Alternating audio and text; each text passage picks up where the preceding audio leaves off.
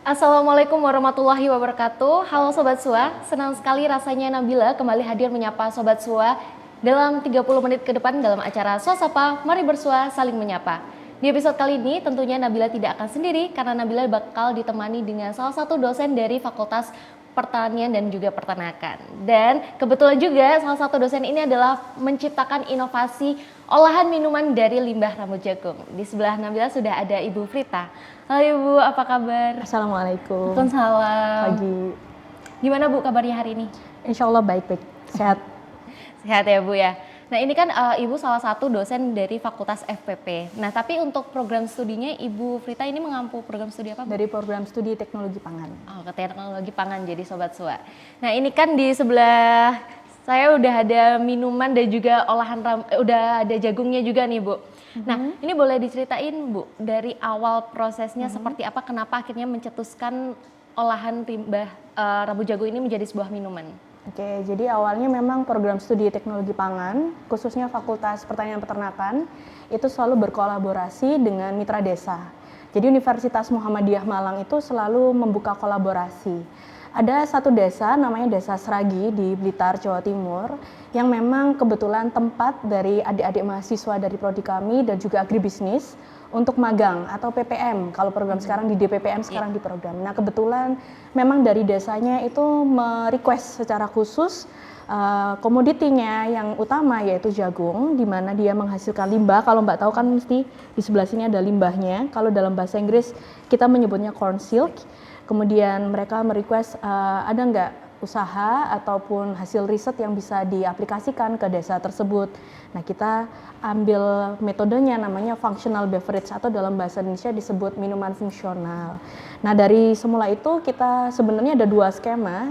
Mbak bisa lihat di sini, kalau dalam bahasa Inggris biasa kita sebut corn silk tea, tapi kalau di Indonesia kita sebutnya teh, tapi karena basicnya itu bukan dari daun asli teh, kita boleh menyebutnya seduh. Jadi si limbah rambut jagungnya kita kemas menjadi functional beverage-nya menjadi teh. Satu lagi sebenarnya produknya adalah serbuk, tapi belum diproduksi secara massal oleh desanya dari BUMDesnya.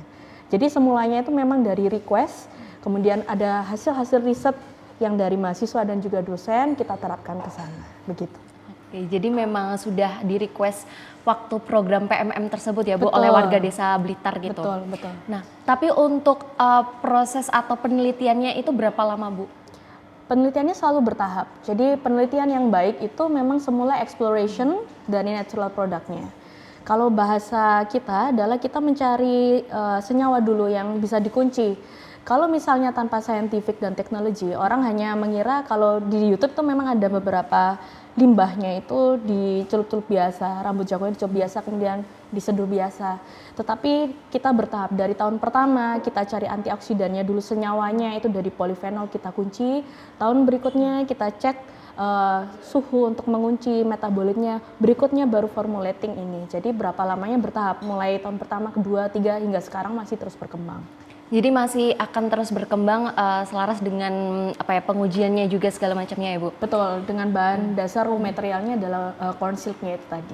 Tapi untuk mulainya dari tahun berapa Bu? 2019, pas COVID. Jadi itu seperti momentum ketika sebelum COVID, PMM dari agribisnis, ada farmasi juga kalau nggak salah, dan juga teknologi pangan.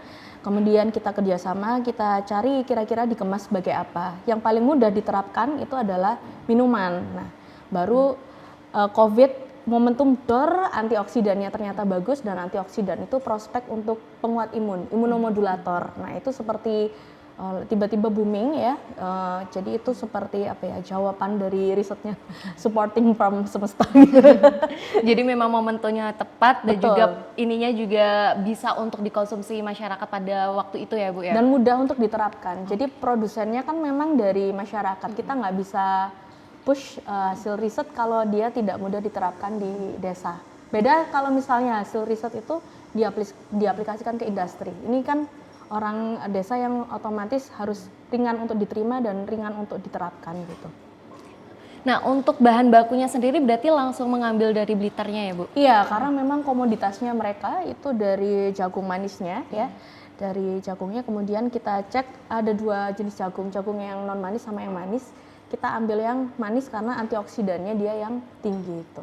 Jadi memang dipilih jagungnya manis karena memang kandungan antioksidannya lebih tinggi daripada jagung yang tadi ya Bu ya? Iya, betul. Nah, untuk proses pembuatannya itu dilakukan di mana Bu? Jadi setelah riset semula, DPPM dan Universitas Muhammadiyah Malang itu selalu bergerak terus untuk supporting desa. Kita cari program dari Kemendikbud, ada dana, kemudian kita belikan alat-alat, kita hibahkan ke pihak desa. Jadi produksinya betul-betul di pabrikan rumah produksi di desa sana, dan ini sudah ada PRT-nya kalau dicek. Ada logonya desanya, kemudian UMM, dan sudah ada PRT. Jadi produksinya sudah di sana, skala PRT gitu. Berarti memang bahan bakunya dari Blitar, produksinya juga di Blitar. Betul. Orang-orangnya juga masyarakat setempat gitu atau Ada tim bagaimana, Bu? khusus, kita menyebutnya BUMDes, Badan Usaha Milik Desa. Karena sesuai peraturan, BUMDes itu yang punya izin secara legalitas menjual gitu. Kalau yang lain kan harus mengurus izin SIUP untuk industri, tapi kalau BUMDes itu spesial dari pemerintah berdasarkan peraturan yang tahun 2020 itu sudah boleh untuk produksi sendiri. Oh baik, seperti itu ya. Betul. Nah, kalau untuk kemasannya sendiri Bu, akhirnya memilih kemasan seperti ini itu dari mana prosesnya?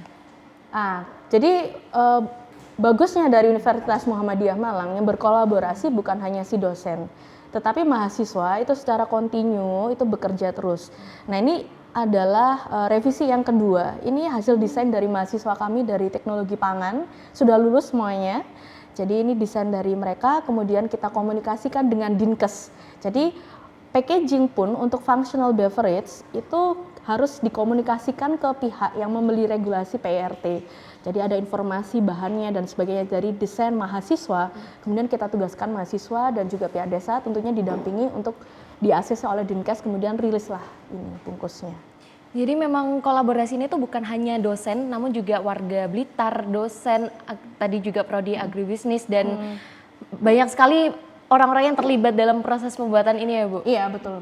Jadi teknologi pangan agribisnis dan didampingi oleh Direktorat Penelitian dan Pengabdian Masyarakat DPPM Universitas Muhammadiyah Malang. Nah, untuk kesulitan dari regulasi atau proses penelitiannya itu seperti apa Bu? Kesulitannya karena memang waktu pemrosesan itu masih masa COVID ya, sehingga komunikasinya harus ada protokol kesehatan yang harus dilakukan. Kesulitan kedua adalah terkait pemaknaan. Jadi ini belum BPOM karena level BUMDes itu masih PRT. Yang kita usung adalah functional beverage. Ada dua konsep. Yang pertama itu adalah pangan itu tidak boleh kita klaim. Ini kalau kita klaim antioksidan, nah itu sudah bergeser lagi regulasinya. Sehingga kemarin ada sedikit proses komunikasi, pergantian bukan teh, kalau dicek itu adalah seduh. Jadi seduh yang kita kunci dan kita sudah patenkan. Jadi dibantu juga sama Haki. Ini itu hasil supporting dari unit-unit dari Universitas Muhammadiyah Malang. Jadi DPPM bergerak, Haki juga support, Infocom juga bergerak juga untuk support, untuk branding dan sebagainya. Jadi permasalahannya adalah ini teh itu bukan sekedar teh, tapi kita mau klaim itu functional beverage, minuman fungsional bahasa Indonesianya.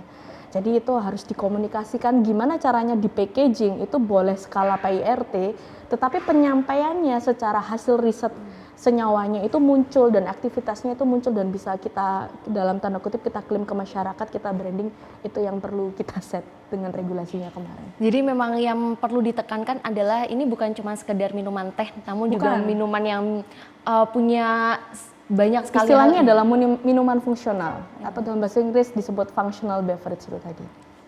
Oke. Nah, tadi ibunya juga sempat mention soal Haki. Nah, itu gimana Bu prosesnya untuk hak ciptanya sendiri? Oke, Haki itu adalah hak kekayaan intelektual dan kita juga disupport oleh dirjen dari Haki sendiri. Kemarin saya juga dapat pelatihan gratisan tuh mewakili dari Universitas Muhammadiyah Malang. Haki ini kita patenkan bersama Universitas Muhammadiyah Malang dan Desa Seragi setempat. Jadi inventornya itu memang dari kami. Jadi meskipun ini milik dari Desa Seragi, tetapi hak penelitian itu tetap dikunci oleh Universitas Muhammadiyah Malang. Kita sebutnya adalah paten sederhana. Nah ini yang mungkin mahasiswa kurang tahu. Ketika nanti melamar pekerjaan, kemudian ikut program-program pengabdian seperti ini, di CV mereka ada namanya, ada tehnya, kemudian ada patennya, itu akan support mereka untuk mencari pekerjaan, bahkan bisa achieve sebagai entrepreneur. Nah, itu pengalaman yang luar biasa. Jadi riset yang baik itu tidak hanya berhenti di skripsi. Nah, itu mungkin kuncinya, hikmahnya para swasapa ya. Jadi carilah topik-topik yang kontinu dan juga dicari oleh masyarakat sehingga nanti luarannya jelas. Jadi Haki itu kunci hak paten kita terhadap kekayaan hasil riset, tetapi kita akan tenang ketika diaplikasikan oleh masyarakat. Jadi yang kita kunci adalah prosesnya kemarin karena klaim antioksidan dengan Haki itu. Oke, luar biasa sekali. Iya, karena kebanyakan saya juga sebagai seorang mahasiswa yang kemarin baru saja PMM, itu struggle-nya adalah ketika mahasiswa PMM itu berhentinya ya udah ketika selesai masa PMM, tapi project-nya atau programnya tidak lanjut. Tapi ini bisa lanjut sampai akhirnya bisa dipasarkan, ya komersil. Istilahnya adalah hilirisasi. Jadi memang kuncinya PMM kita kalau nyambung ke PMM, memang ini produk dari PMM ya, dari DPPM kan jelasnya bukan kita yang memaksa masyarakat untuk topiknya kita paksakan, tetapi memang harus berawal dari problem yang real terjadi di masyarakat. Nah, tugas kita sebagai Civitas Academy adalah kritis menangkap, oh kalau ada permasalahan seperti itu berarti problem solve-nya seperti itu. Dan itu tidak bisa diperoleh tanpa belajar dengan buku-buku referensi dan jurnal. Anak sekarang suka TikTok dan sebagainya, nggak akan cukup hanya belajar sedikit, tetapi memang sebagai Civitas kita harus support ke jurnal dan juga komunikasi dengan dosen terbuka. Insya Allah dosen-dosen di UMM itu sangat welcome terkait diskusi, tentunya harus dari mahasiswa dulu.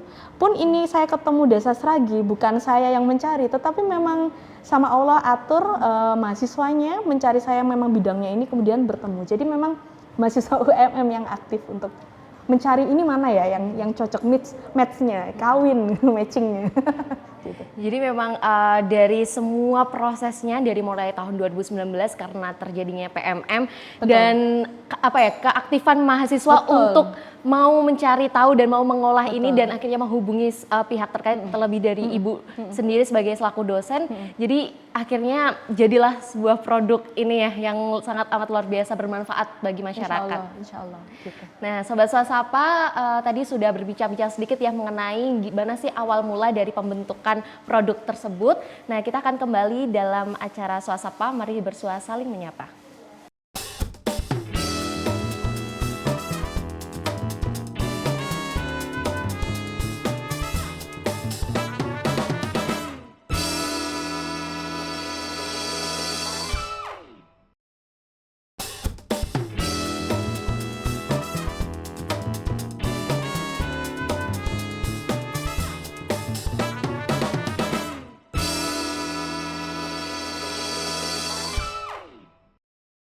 Halo Sobat Sua, kembali lagi di acara Swasapa, mari bersua saling menyapa.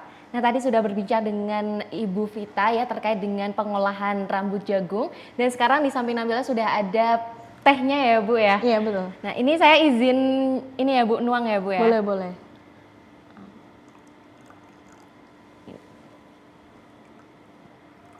Oke. Nah, ini sendiri untuk tehnya ini launching kapan Bu? Launchingnya tahun 2022 kemarin, jadi dihadiri oleh ada anggota DPR dan juga Bu Kades ya, bismillah. Dihadiri oleh Fakultas Pertanian Peternakan dan juga di PPM. Nah, itu tempatnya langsung di Blitarnya ya Bu? Betul. Gimana rasanya? Kayak teh? Enak, iya kayak teh ya bener. Kayak teh, betul. Nah, ini untuk kalau misalkan saya beli terus nanti mau diseduh, ini bagaimana Bu cara penyeduhannya segala macamnya? Jadi kita riset juga untuk penyeduhan. Kadang ada yang dimasukkan ke air mendidih, ada yang diseduh. Kemarin kita riset antioksidannya, namanya metode Deko. Kemudian antioksidannya kita cek apakah si tehnya ini kita masukkan saat sebelum perebusan atau sudah air didih kita cor, bahasanya dimasukkan di situ. Ternyata antioksidannya bagus diseduh. Jadi caranya jangan over 2 menit biar taninnya tidak terlalu larut, karena kalau ekstraksi like di soft light dia polar sehingga dia masuk polifenol pahit gitu. Jadi kalau mau ini kalau sudah over 2 menit diambil saja terus kita langsung minum gitu. Untuk ininya Bu, awetnya Bu, kalau misalkan ini ketika sudah dikemas seperti ini berapa lama?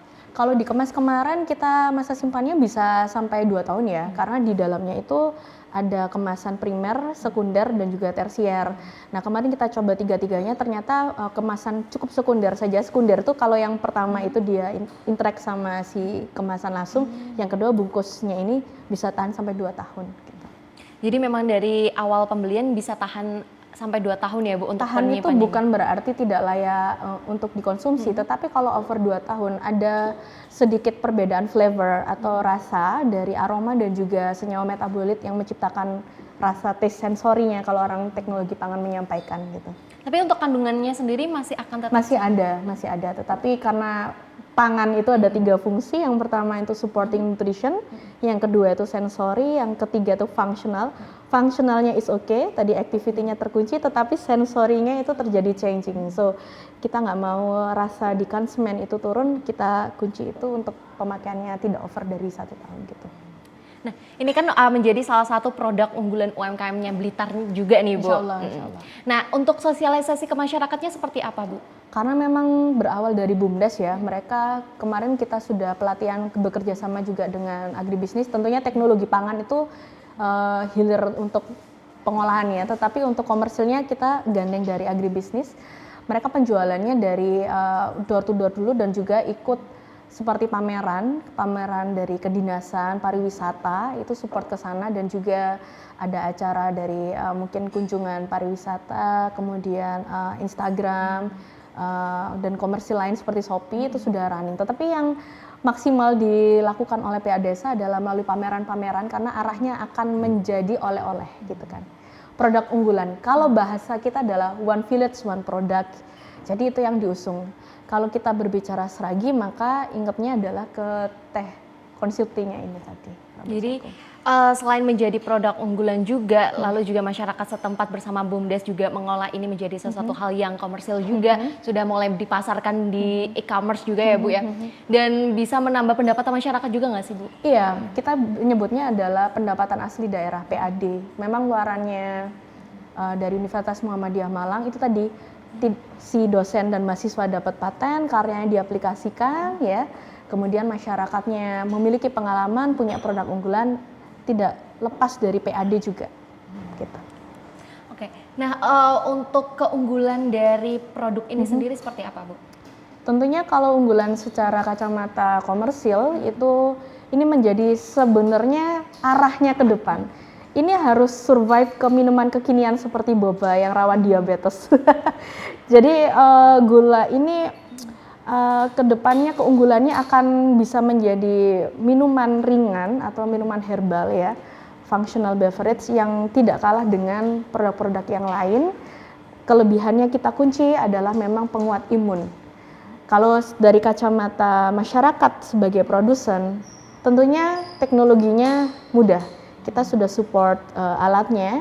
Yang mereka kunci adalah suhu temperatur saat pengeringan, karena kita mau mempertahankan dari polifenol dan flavonoid yang ada di dalam rambut jagung. Kita kemas, kemudian masuk ke teh dengan pelarut air, kita masuk ke tubuh kita dengan cara yang baik juga. Luar biasa, Masya Allah sekali ya Bu produk ini ya Bu.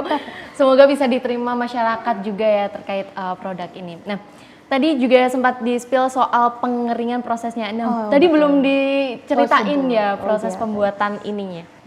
Jadi kalau misalnya kita lihat di YouTube, kalau klik corn silk tea itu banyak sekali, sudah banyak video beredar, dia ambil from fresh, and then di brewing aja, diseduh saja, itu dikonsumsi, it's okay, itu sudah baik. Tetapi kalau ngomongin produk dari seragi, mereknya Palawija ini, kelebihannya adalah proses pengeringan. Nah, semua proses pengeringan itu secara saintifik itu selalu ada reducing secara kuantiti dan juga kualitas dari metabolit sekunder. Kita menyebutnya metabolit sekunder. Jadi Allah itu menciptakan sesuatu yang berwarna menarik kuning itu selalu ada polifenolnya. Nah, tugas kita sebagai manusia how to make the prototype, kunci metodenya bersama dengan mahasiswa. Caranya adalah pengeringannya tidak menggunakan oven, kita menggunakan kabinet. Jadi kabinet itu ada air supply-nya, ada udaranya. Kita kunci suhunya sehingga metabolisnya tidak terlalu terredus. Itu teknologinya sangat sederhana. Kalau dijelaskan dalam secara saintifik, tapi kalau ngomongin ke desa, Bu, pokoknya dikeringkan pakai alat kabinet ini, suhunya sekian, tiba-tiba jadi produk yang fungsional. Jadi memang ilmu saintifik seperti teknologi pangan, kemudian diaplikasikan ke masyarakat, itu perlu jembatan. Nah, jembatannya itu Universitas Muhammadiyah Malang. Kalau mau ngomongin Scopus, is okay, kita dengan beberapa alat instrumen yang baik. Tapi keunggulan ini dengan, ini lagi OTW sih risetnya, karena habis paten baru boleh dipublish. Dengan Scopus yang ingin dicapai, jurnal struktur yang sangat cantik yang kita publish, ternyata tuh hanya diproduksi alat yang namanya kabinet, kita kunci suhu, dan yang memproduksi adalah masyarakat. Nah, itu mungkin pesan yang bisa tersampaikan.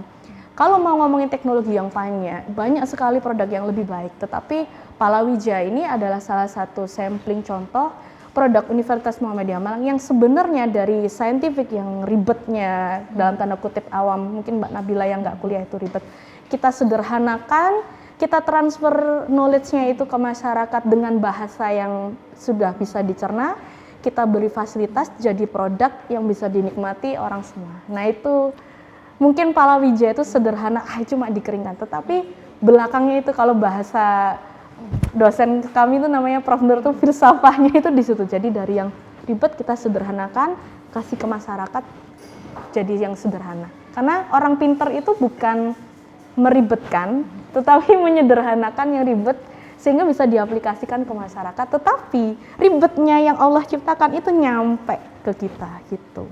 Jadi memang saya juga setuju sih Bu, karena mungkin buat sebagian orang yang tidak belajar tentang teknologi pangan dan segala macamnya mungkin tidak akan mengerti betapa panjangnya proses tersebut dan banyak sekali hal-hal yang ada gitu ya. Namun Universitas Muhammadiyah Malang bisa menyederhanakan itu untuk dideliver ke masyarakat dan masyarakat bisa menerima itu dengan mudah dan cepat paham gitu ya Bu. Dan keunggulannya Universitas Muhammadiyah Malang, apapun yang kita riset itu selalu mensyiarkan tauhidnya. Jadi semua yang Allah ciptakan yang sangat luar biasa itu harus tertransfer ke masyarakat. Jadi di balik ini nanti kalau publikasinya rilis ya, bisa dilihat itu Allah Maha Kaya, Allah Maha Besar menciptakan, ternyata hanya cuma digituin. Nah, cuma itu ternyata bisa bikin sehat. Nah, sehatnya itu adalah kenikmatan yang bisa disyukuri, dan yang bisa mensyiarkan itu adalah Universitas Muhammadiyah Malang. Luar biasa sekali Bu dosen ini dan juga Universitas Muhammadiyah Malang serta banyak sekali orang-orang yang terlibat. Tapi balik lagi ya tadi ya Bu, ini tuh bukan hanya sekedar minuman untuk penyehat tapi juga bisa dikonsumsi sehari-hari juga ya Bu? Betul, sehari-hari. Jadi kalau misalnya bosen sama minuman teh yang biasa, kita daun teh biasa, Camellia sinensis ya, kita bisa ganti alternatifnya, bisa dengan pengeringan yang seperti ini dengan corn silk tea itu tadi.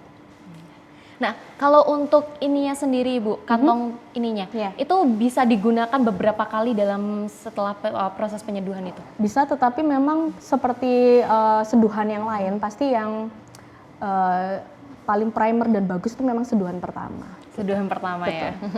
Jadi mungkin kalau misalkan mau dipakai 2 kali juga boleh, tapi yang paling bagus adalah yang pertama gitu ya. Iya, Bu, ya?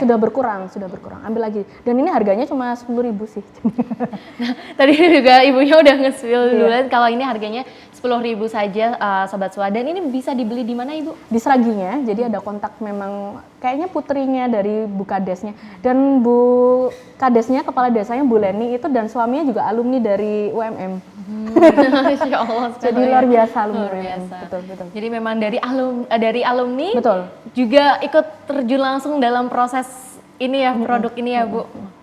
Nah, ini untuk manfaatnya sendiri selain untuk imun itu bisa untuk apa Bu? Anti diabetes. Tetapi memang saya sendiri belum menguji untuk anti diabetes karena anti diabetes itu second functional activity-nya. Kita memang brandingnya ke masyarakat itu adalah imun, karena waktu itu momentumnya adalah COVID. Jadi branding agak susah ya memasukkan sesuatu yang berbau saintifik ke masyarakat, sehingga kita pilih satu saja tetapi itu mendalam.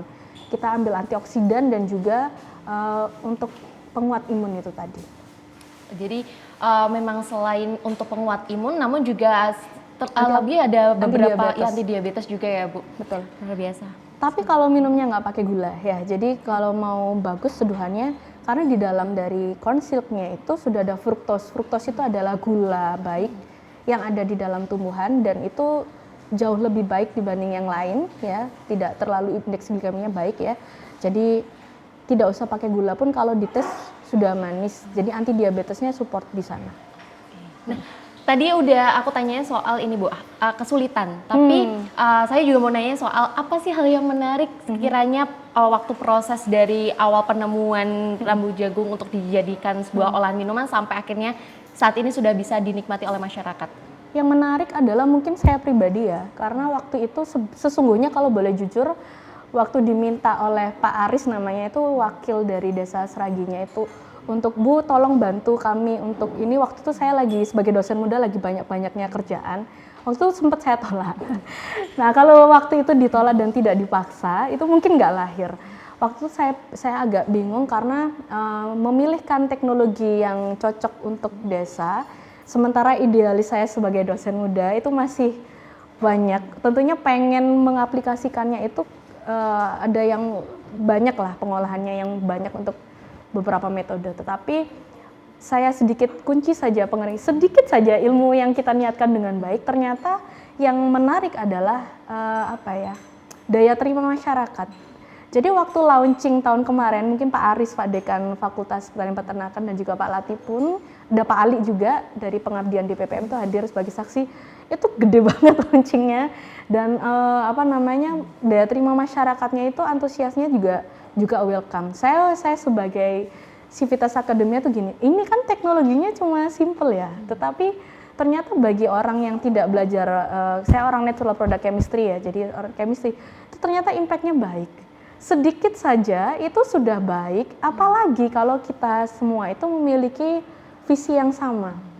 Dengan cara itu tadi, menyederhanakan idealis kita sebagai Civitas Akademia, kita salurkan apa yang sesuai yang masyarakat butuhkan, ternyata itu yang.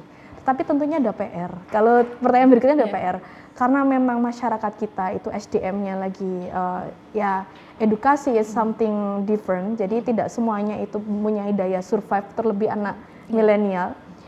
Challenge-nya adalah sustainable. Kalau sudah lahir bayinya ini, kemudian keberlanjutannya. Karena yang senior-senior di atas itu pasti tidak akan kalah cepat. Nah, challenge-nya adalah bagaimana dari UMM ini sudah mentek memberi. Dari Desa Seraginya, nih, para mahasiswa mungkin, Mbak Nabila katanya orang Blitar juga, itu bagaimana support apa yang sudah ada untuk disampaikan ke masyarakat, mungkin dengan gaya kekinian, dikasih boba, dan bobanya mungkin dari gula aren, dan itu just tapioka, tetapi itu bisa seduhannya bisa dingin boleh. Gimana caranya kita mengemas, dan baik challenge-nya di situ. Menariknya adalah saya menunggu mungkin orang-orang Blitar sekitar untuk supporting di Seragi, mungkin yang daerah lain dari riset yang cuma segini bisa menjadi sesuatu yang kekinian bahasanya. Jadi memang hal yang menariknya adalah antusias dan daya terima masyarakat yang luar biasa sekali ya Bu. Dan PR untuk diteruskan. Bagaimana produk ini yang akhirnya sudah jadi bisa berlanjut dan kekinian dan bisa diaplikasikan dengan banyak hal ya. Tadi ada boba atau mau dibuat variasi seperti apa lagi ya Bu ya.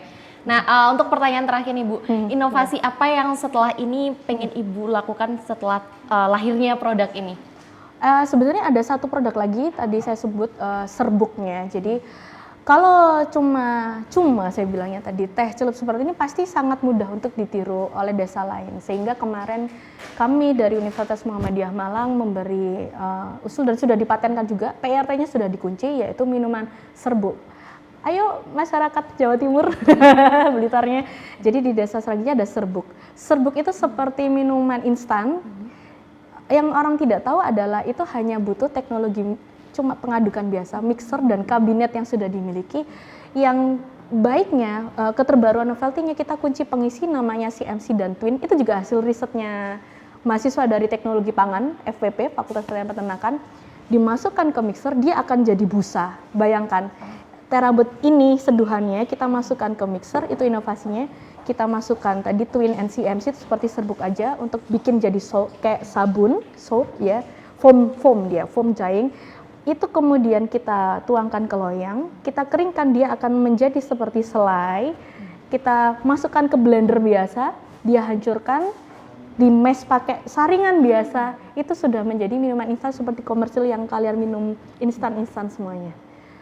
sugarnya kita pakai aren, even itu ada gulanya. Itu kalau yang diabetes pilih ini, tetapi yang kekinian kayak usianya Mbak Nabila, serbonya itu. Nah ini saya nunggu inovasi ini diambil secara aktif oleh teman-teman dari lokal Jawa Timur, sekitar Blitar khususnya, monggo untuk disupport direalisasi. Sudah ada alatnya, sudah siap. Tinggal generasi set ya, generasi setnya untuk ke sana. Jadi memang inovasinya udah ada, Sudah ada. prosesnya mau seperti apa juga sudah ada, tinggal eksekusinya aja ya Bu ya, Iya. yang menunggu Gen Z atau masyarakat sekitar yang pengen juga mengolahnya. Anak-anaknya, seusianya Mbak Nabila. Nah itu ya Sobat SUA, tadi sudah dijelaskan banyak sekali pengetahuan-pengetahuan yang terima kasih juga Ibu. Amin. Saya sebagai masyarakat awam juga jadi tahu bagaimana limbah rambut jagung ini ternyata bisa sangat bermanfaat untuk masyarakat dan juga kesehatan diri sendiri ya Bu. Mungkin ada sedikit informasi, kalau kita ketik di googling, kemudian kita klik corn silk tea, bisa dilihat harganya itu sangat ada 150 sampai 300 dan kita ngimpor dari Korea. Kenapa kita sendiri itu nggak ambil, padahal jagung itu dibuang aja limbahnya, yang rambutnya. Jadi kapan sih kita menentukan sains itu bagus? Yang orang luar itu sudah impor ke kita, kenapa kita nggak bikin? Nah itu yang harus disampaikan mungkin Sobat Suanya semuanya. Jadi kita bisa lakukan itu dari bahan lokal gitu. Dan UMM support ke sana. Ayo mahasiswa UMM. Nah itu tadi ya sudah disampaikan juga sedikit informasi tambahan dari Ibu dosen ini terkait kenapa sih nggak ngambilnya dari masyarakat sekitar atau produk lokal, karena banyak sekali apalagi jagung ini juga banyak sekali di Blitar ya, akhirnya menjadi suatu olahan dan juga UMKM unggulan di desa tersebut ya Bu ya. Dan terima kasih juga Ibu sudah menyempatkan hadir pagi hari ini bersama Nabila untuk memberikan pengetahuan terbaru soal limbah rambut jagung yang ternyata bisa diolah dan sangat amat luar biasa manfaatnya. Nah Sobat Suasapa, akhirnya sudah berakhir perbincangan Nabila bersama Ibu Frita terkait dengan pengolahan corn slick ya, yang akhirnya menjadi sebuah minuman yang sangat bermanfaat bagi masyarakat sekitar. Dan semoga Sobat Suasapa bisa menerima banyak sekali insight-insight baru dan juga pengetahuan baru soal bagaimana sih teknologi pangan dan segala macamnya. Dan terima kasih buat Sobat Suwa yang sudah menyempatkan menonton 30 menit ini. Semoga bisa diterima oleh masyarakat sekitar dan juga Sobat Suwa. Kita kembali lagi di episode-episode selanjutnya, tetap di acara Suasapa, mari bersua saling menyapa.